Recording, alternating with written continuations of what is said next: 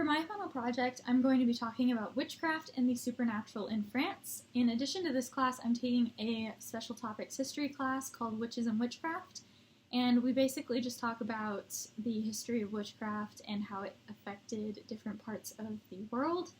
We spend a lot of time talking about Europe, but for some reason we don't talk about the country of France alone a lot.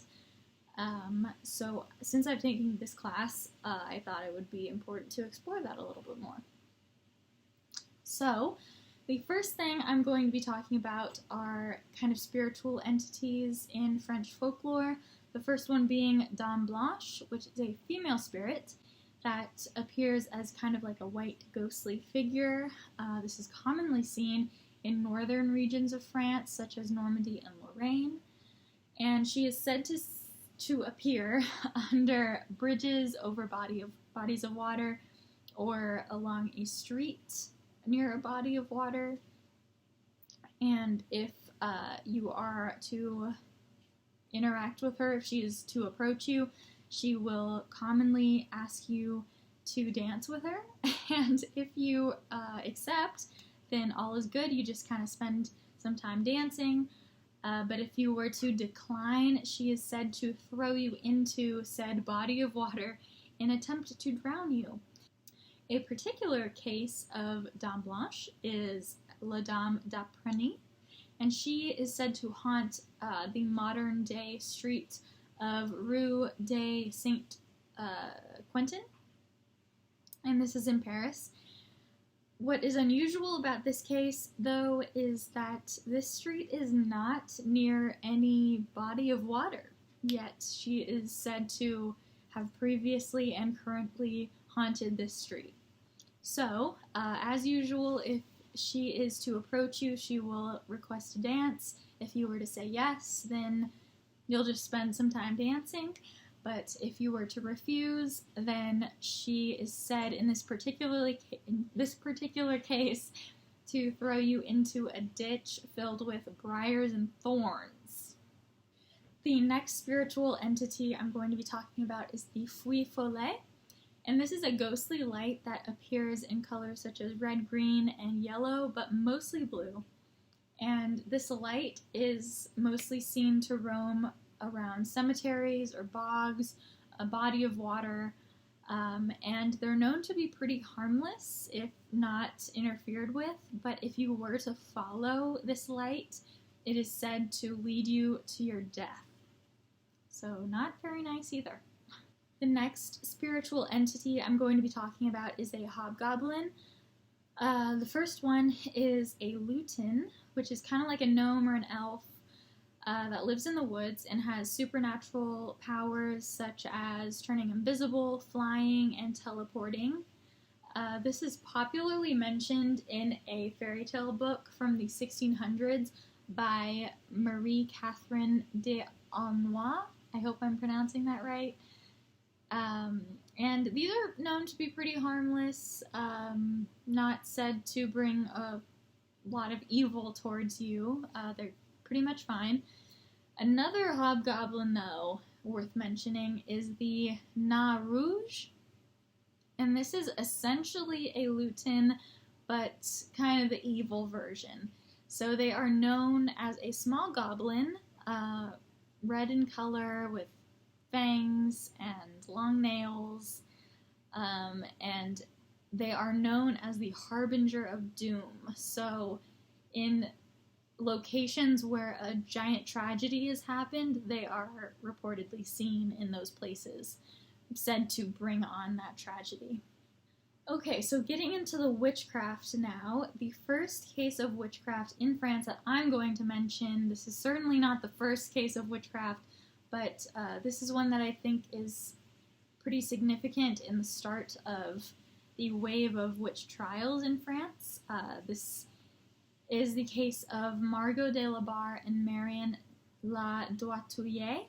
Again, I hope I'm pronouncing that right. In this case, Marion wanted to regain the love of her ex-husband who had left her and married another woman. She was upset about this and wanted him to love her instead and to punish this now new wife.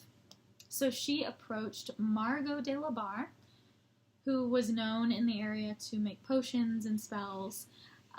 Marion requested from Margot that she make a love potion to give to her ex-husband. Margot did. She created a love potion made from Marion's menstrual blood mixed with red wine to give to Marion's ex-husband. In addition to this love potion, there was an arousal potion that came in the form of a powder made from the roasted testicles of a white rooster. Marion was instructed to put this powder in her ex-husband's pillow, and after 9 days to mix this powder into his food and drink. And supposedly this would ignite feelings of sexual desire towards Marion.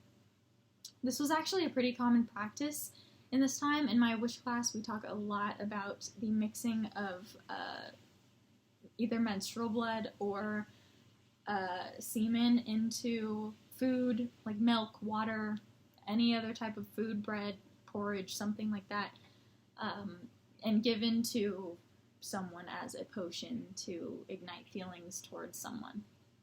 So eventually both women were accused of divination and witchcraft, and after days of interrogation, they admitted to working against Christ and towards the devil. For this, they were both charged for witchcraft and burned at the stake in 1390.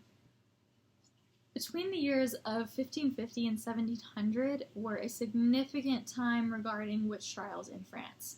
This was the time period when witch hunts, accusations, and the killing of witches were most frequent in this country, and there were over 2,000 witch trials. Those accused were almost always women, particularly women who deviated from social norms or were considered a threat to the balance of society. So, recluses, someone a little more outspoken, doing something different than other people, things like that.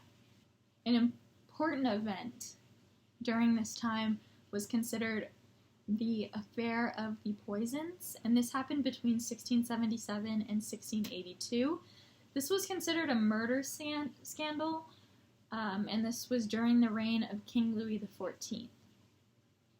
During this time, several fortune tellers, poisoners, witches, and alchemists were revealed to be selling their services to those in French aristocracy. The most prominent figure in this time being La Voisin. She was said to be a popular fortune teller who also offered services in black magic. She was eventually charged for witchcraft and burned at the stake in 1680. And during this time, during Affair of the Poisons, in total 422 people were suspected of either providing or partaking in some kind of supernatural service. 218 out of those 422 people were arrested, and 36 were either executed or exiled by the king. A notable aristocrat who employed La Voisin was Madame de Montespan, and she was the royal mistress of King Louis XIV. She was up there. She was directly in his circle. This is the juiciest part of this whole presentation. Her and King Louis had 7 children together, and although they were considered illegitimate, they had, that's proof of a significant relationship. The king was very fond of Madame, but eventually he started noticing other women around, and Madame was not a fan of that. She was very jealous, and so she approached La Voisin in attempt to obtain a love potion to give to the king so he would fall in love with her again.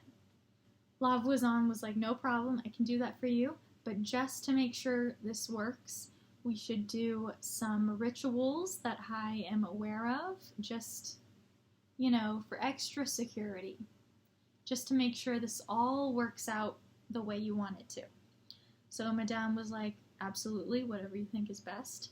And for 13 years, they participated in rituals where they sacrificed infants, slitting their throats, draining the blood, crushing the bones into powder, and incorporating the blood and the bone powder into the king's meals and drinks for 13 years in an attempt to get him to fall in love with Madame again. Eventually, La Voisin was caught.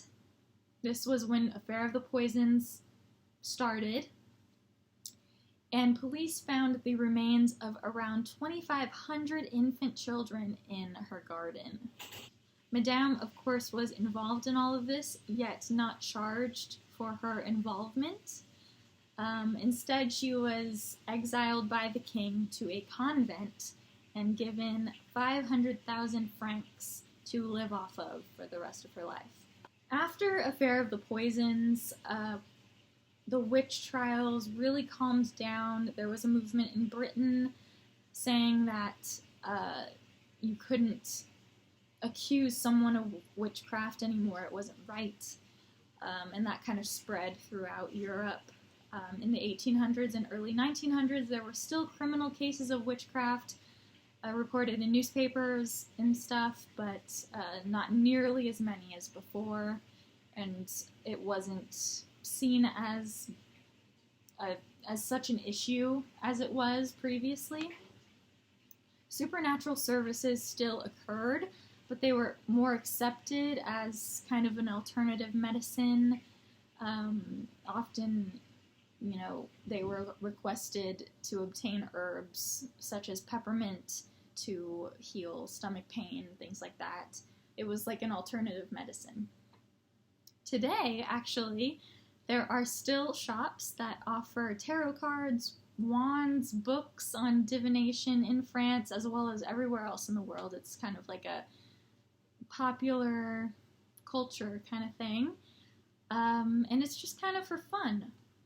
For tourists, even for self-proclaimed witches who still practice based on generations of family who have said to practice before them. And that is my presentation on witchcraft in France.